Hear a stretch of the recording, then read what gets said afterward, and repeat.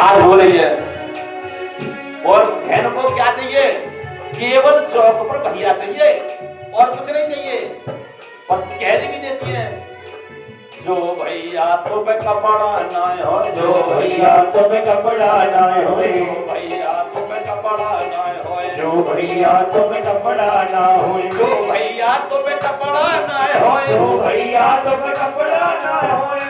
मेरे बजजे की हो तो दुकान भैया खाली हाथ आइयो, मेरे बजरे की हो तो दुकान भैया खाली हाथ चलो। मेरे माड़ की रखियो लाज वीरन खाली हाथ आइयो, मेरे माड़ की रखियो लाज वीरन खाली हाथ चलो। जब बहन ब्याह वाला दिन आता है, अगर कोई हंसी से भी कह देता है ना कि देखो मम्मी मामा आए गए, तो सबरे काम में छोड़ के पहले देखेगी आए कि ना आए, है ना। और अटारी पर चढ़ जाएगी, कितनी देर रह गई। और आजकल तो पहुंचने भैया तुम निकले ना हो भाई, आए ना, हाँ आ रही बहन है ना, भाभी आ रही है ना संग में, हाँ आ रही है। सबकी व्यवस्था होती है। बहन भाई का प्रेम ही अलग है। आज कन्हैया ने सबको हाथ पहनाया, सबको बोले बुलाओ बहन को, बुलाओ। बहन को ये नहीं बताया गया था तेरा भाई नहीं है, मृत्यु को प्राप्त हो गया। कन्हैया भाई बन करके गए। आधार के भात को आधार भात को गीत आधार। आज उन्होंने देखा तो भैया ने जैसे ही बहन ने तिलक किया है तो स्पेशल चूंदरी निकाली है जो हीरा मोती से जड़क है, यानी जितना भी कीमती माल है उससे भी ज्यादा कीमती है। गले मिली है, रो गई है ना, और रो गई भैया बस तेरे लाल रख गई। केवल लाज उसी की रखी जाती है जिसका कन्हैया पर विश्वास है ना। आप एक थोड़ा सा कीर्तन करें, आगे कथा सुनाएंगे। बोलिए श्री कृष्ण भगवान की, श्री कृष्ण गोविंद हरे मुरारी, हे नाथ नारायण वासुदेवा। श्री कृष्ण गोविंद हरे मुरारी, हे नाथ नारायण वासुदेवा। हे नाथ नारायण वासुदेवा, हे नाथ नारायण वासुदेवा, हे नाथ नारायण वासुदेवा, हे नाथ नारायण वासुदेवा। बोलिए गोविंद भगवान की जय। जय श्री राधे, हर हर महादेव। आइए, आज हनुमान जी, राम जी और कृष्ण जी सबके जन्म आज ही है। समय काफी हो रहा है, हनुमान जी का जन्म हो गया। अब सूर्यवंश की ओर चलते हैं। कहते हैं कि सूर्यवंश के 49वें पीढ़ी में भगवान राम का जन्म हुआ था। इसलिए सुनिए, इसी वंश में आगे चल करके मनु के पुत्र नभग है ना, और उनके हुए नाभाग के पुत्र हैं अम्बरीश जी। अब इनकी तो कथा शायद न सुनी, पर अम्बरीश जी की कथा तो आपने सुनी है। अम्बरीश जी एक दिन एकादशी का उद्यापन कर रहे थे, या एकादशी का व्रत है ऐसे मानो। तो एकादशी का जब व्रत होता है तो आजकल तो मोबाइल पर देख लेते हैं तेरस कब से लग रही है, द्वादशी कब से लग रही है ना, पारण कब है, पराण कब है। लेकिन सीधे के सच्चे भले होते हैं, ये भी आप ध्यान रखो। जो एकादशी का व्रत ऐसे कर रहे हो, दूसरे दिन अपने खा पी करके ड्यूटी चले जाते हैं, जो कुछ दान करके, उसके भी भगवान है। और ज्यादा हम कानून निकालते हैं वो परेशान है, ये भी ध्यान रखो। यही पूछते रहते हैं कि एकादशी कब है, द्वादशी कब है, द्वादशी कितने बजे तक है, एकादशी कितने बजे तक है। इस भ्रम में भी लोग परेशान है बहुत। तो एकादशी का व्रत है, उन्होंने व्रत के बाद में दूसरे दिन ब्राह्मणों का भोजन अम्बरीश जी करा रहे थे। तो भोजन करा नहीं पाए थे, उसी समय पर दुर्वासा ऋषि आ गए। और ये नियम है कि आपके यहाँ कोई अनुष्ठान चल रहा हो यज्ञ चल रहा हो, कथा सत्यनारायण की भी चल रही हो, अगर कोई भीख भिखारी साधु संत महात्मा अड़ोसी पड़ोसी अगर आ जाए तो उसे बिना खाने मत भेजो। ऐसे मत कहो बच्चे बिना खाए आएंगे, क्योंकि हम जाने न जाने लेकिन प्रभु मेरा सब जानता है, कभी नहीं भेजना चाहिए। न जाने किस भेष में मिल जाए घनश्याम, किस जाने। और ये नियम है, कल बता दिया था कि एक साल में सबके सामने भगवान आते हैं और 24 घंटे में सरस्वती मैया जिद्या पर बैठती। इसलिए आज दुर्वासा ऋषि आ गए तो सब लोग बोले भैया ये ऋषि हैं, बड़े अच्छे संत हैं, योग्य हैं, ऐसा करोगे इनको भी नहा धो करके आ जाने दो और जब एक साथ ही भोजन हो जाएगा। बोले ठीक है, लेकिन ये भी नियम है कि जब द्वादशी लग जाए तो द्वादशी में ब्राह्मण भोजन होता है। कभी कभी एकादशी सूर्य उदय के बाद में थोड़ी सी रहती है तो वो द्वादशी पूरे दिन रहती है, थोड़ी सी एकादशी द्वादशी, तो दूसरे दिन द्वादशी खत्म होने वाली होती है सूर्योदय के बाद में, तेरस लगने वाली होती है, तो आपको तेरस लगने से पहले पारायण करना पड़ता है। तो वहां सब लोग बोले कि भैया ऐसा करो कि अब तेरस लग जाएगी, भोजन कराओ। बोले दुर्वासा ऋषि तो आए नहीं, वो बड़े क्रोधी हैं। तो उन्होंने कहा कि देखो भैया ऐसा करो, बिना उनके भोजन मत करो, लेकिन ये चरणामृत जो लिया इसे तो कम से कम पी सकते हो आप। तो चरणामृत ऋषियों जो ब्राह्मण संत और जो थे शेष विशेष, उनकी प्रार्थना से अम्बरीश जी ने केवल आचमन मात्र चरणामृत लिया है। तो ऐसे पीने वाले थे जब तक तो दुर्वासा ऋषि आ गए। ए अम्बरीश, हमारा अपमान, अरे तुम्हें हमें भोजन नहीं कराना था तो हमको क्यों भेज दिया? हम तुम्हें अब छोड़ेंगे नहीं। उन्होंने तुरंत एक जटा पकड़ी और एक त्रिषा नाम की राक्षसी पैदा कर दी, और त्रिषा नाम की राक्षसी जब पैदा कर दी तो ऋषि के पीछे वो दौड़ने मारने के लिए भागी। अब दौड़ने के लिए भागी तो अम्बरीश जी तो भक्त हैं और भक्त के बस में भगवान होते हैं।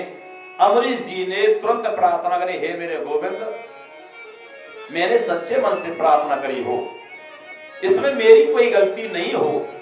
ब्राह्मणों की प्रार्थना से, संतों की प्रार्थना से लेके आदेश से मैंने ये आचमन करने की कोशिश करी है, मैंने लिया नहीं है, इसमें मेरी क्या गलती है? इन्होंने जोर दिया था, अगर मैंने सच्चे मन से आपकी भक्ति करी हो तो मेरी रक्षा करो।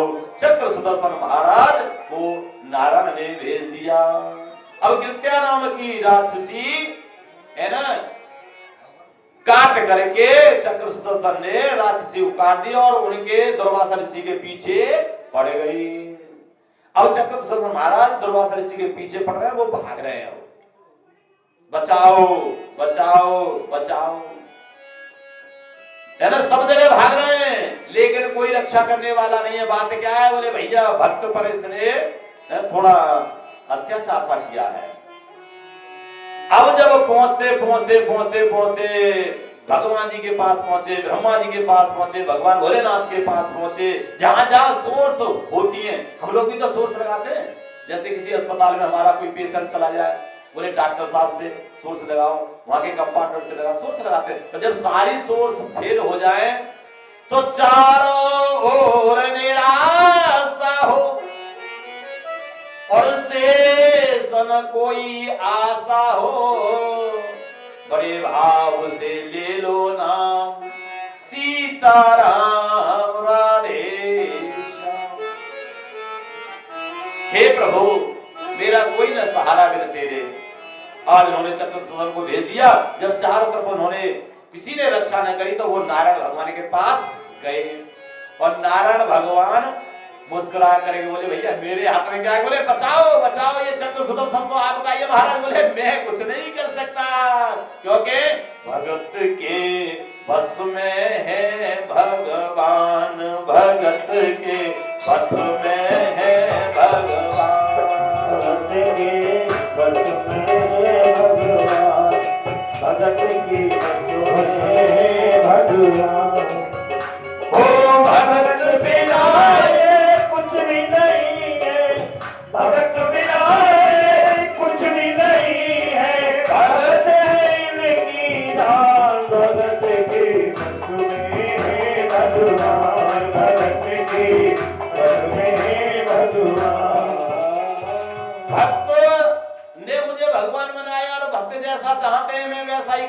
मैं क्या करूंगा इसमें, अगर तुम्हें माफी मांगनी है तो वहीं जाओ। आज ऋषि महाराज अमरीश जी के पास में आए, बोले प्रभु कहीं था नहीं मिली, आप ही क्षमा करोगे। अमरीश जी बोले प्रभु ब्राह्मण हैं, संत हैं, है ना, अगर आपकी इच्छा ऐसी है तो मेरी ये प्रार्थना है प्रभु आप क्षमा कर दो।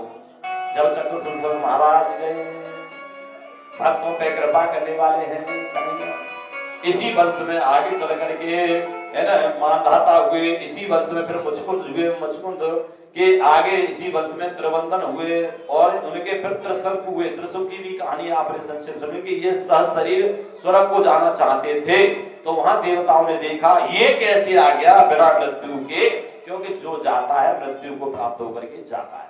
लेकिन ये इन्होंने जो है सशरीर जाना चालू किया तो ऊपर से तो धक्का मार दिया, है ना, और नीचे से जिसने भेजा था उसने रोक लिया, तो बीच में लटके रहे त्रिशंकु जी। इनके फिर आगे चलकर हरिश्चंद्र जी हुए, है ना। हरिश्चंद्र की जो आप नाम जानते हो हरिश्चंद्र जी का, तो है ना, हाँ, काशी में जो ऐसे दानदाता थे कि इन्होंने ऋषियों ने परीक्षा ली, क्योंकि इनका नाम हो गया था कि ऐसा तीनों लोकों में नहीं है दानी।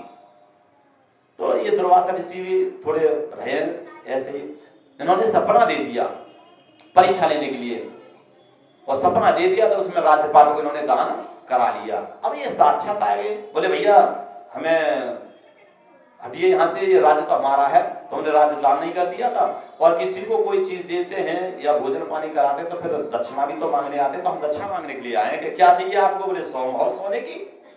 तो उन्होंने नौकरों से कहा कि भैया जरा 100 मोहर। ए वाह भैया, तुम राज्यपाट को दान कर चुके हो, तुम सपने में अब तुम कैसे दे दोगे? ये पूरा राजपाट महल नौकर चाकर, है ना, रानी महारानी सब यही छोड़ना पड़ेगा, आप जाइए बस अपनी पत्नी को ले जाइए, ये नौकर चाकर हमारे, 100 मोहर दीजिए नहीं तो कर्जा रहेगा। बोले महाराज कमा के दे देंगे। बोले जल्दी दीजिए। बोले कुछ समय तो समय ले लिया, लेकिन बेचारे भटक रहे, काशी में जाके बिके, है ना।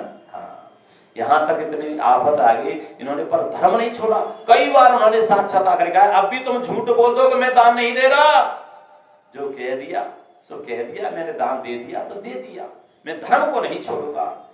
फिर परीक्षा ली, अरे अब तो कह दो कि मैं अपने धर्म से हटाता हूं कि मैं नहीं देना चाहता। नहीं, अपनी बात से नहीं। आजकल तो आप जानते ही हो, घर वालों का उठ के आवे ना कि हमें तुम 2000 रुपये दान करेंगे, और आएगी घर वाली से बोले सुने ना माँ भागवत हरी है, 2000 रुपया दान करेंगे, है ना। तो यहाँ खर्चा की तो माता बहन बहुत अच्छी ना, 2000 ना 2100 लेके जाओ, लेकिन बाजी बाजी कौन ही माते तक चुप रहे हो। हाँ जरूरी है 2000 दो, 100 रुपया देंगे, खुर्जा की तो बहुत अच्छी है। खैर बोला गोविंद भगवान की। उन्होंने जब देखा, उन्होंने कहा तो माँ बिक गए। यहाँ तक स्थिति खराब हो गई कि माँ है और बेटा कहीं और पिता जो है मरघट के चौकीदार बना दिए गए, है ना। इतनी परीक्षा ली गई कि आज फूल लेने के लिए रोहित गया, पुत्र काट लिया सांप ने, मृत्यु प्राप्त हो गई। बेचारी माँ लेकर के आई है, उसी मरघट में वो टैक्स लेता है, मरघट में रसीद कटती है ना आजकल, 100 की कटा 200 की, तो टैक्स तो देना पड़ता है, वैसे तो बोलने से बोलता, लेकिन कुछ न कुछ टैक्स लेती है। बोले हमें कुछ दो, जब इसमें दाह संस्कार होगा। बोले मेरे पास तो कुछ नहीं है। बोले हमें कोई मतलब नहीं है, ये तो ऊपर का आदेश है, हम हत्या नहीं कर सकते। पहचान भी लिया था कि ये मेरी पत्नी है, और ये भी पहचान लिया है मेरा पुत्र है, थोड़ी देर के कलेजे पर पत्थर रख लिया, लेकिन उसने टैक्स नहीं छोड़ा। बोले कुछ भी दे दो, बोले कि साड़ी का पल्लू दे दूं, अगर फाड़ के तो ये चल जाए। बोले कुछ भी दे दो। तो उन्होंने जैसे साड़ी का पल्लू फाड़ा, भगवान प्रसन्न हो गए, हे धर्मात्मा तेरा जैसा दानी नहीं देखा। सब कुछ त्याग देता है आदमी धर्म के लिए, लेकिन आज पल पल पे झूठ बोल रहा है। और कबीर जी कह रहे हैं झूठ बराबर पाप, सांच बराबर तप नहीं, झूठ बराबर पाप। लेकिन हम झूठ कितना बोलते हैं, है ना। आप लोग नहीं बोलते, लेकिन कुछ क्षेत्र हैं जहां बोल देते हैं। थोड़ी थोड़ी किसी ने मकान बनाया, बोले बहन जी कितना पैसा लगा, बोले 10 लाख लग गया, जबकि 5 लाख ढंग से नहीं लगा है। बोले बहन जी शादी तुमने बहुत अच्छी है ना, बड़ा अच्छा लड़का देखा है तुमने, है ना, लड़की की शादी बड़ा खर्च किया। हाँ हो गए 15-20 लाख रुपए की शादी पड़ी है, जबकि 5 लाख रुपए बाद दे दे और वही खर्च करना बेचारा। लेकिन हा कितना झूठ भगवान समझते हैं। इसलिए इसी में जब हुए तो हरिश्चंद्र जी के रोहित हुए, रोहित के हरित, हरित के चंप हुए, चंप से सुदेव, सुदेव के विजय, विजय के भार्गव और भार्गव के ब्रक और ब्रक के हुए बाहुक, आगे चल के हुए सगर। सगर की 2 पत्नियां हैं, राजा सगर का नाम सुना हुआ, इनकी 2 पत्नियां हैं, एक सुमति और केसनी, है ना। और एक केसनी के तो असमंजस एक पुत्र पैदा हुआ, और जो सुमति थी इसने ये भी गर्भवती थी, तो इन्होंने एक मांस के पिंड को जन्म दिया। अब जैसे मांस के पिंड को जन्म दिया तो बोले कि हमारी इस वाली के तो बेटा हो गया और हमारे कुछ हुआ ही नहीं है, तो जलन भावना भी आ जाती है माता बहनों में कभी कभी, है ना। तो